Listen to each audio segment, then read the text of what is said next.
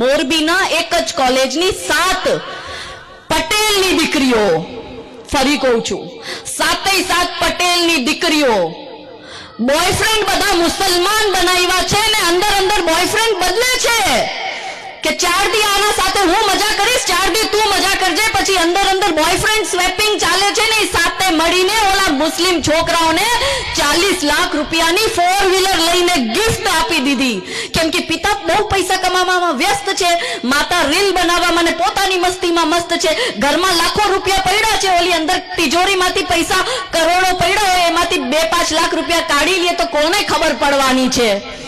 7 છોકરીઓ 5-5 લાખ રૂપિયા ઘરમાંથી ચોરી કરે તો ખબર કોને પડવાની? એ છોકરીઓની ઉંમર છે 16 અને 17 વર્ષની. હવે વિચારી લ્યો આપણું સમાજ કઈ જગ્યાએ જઈ રહ્યું છે.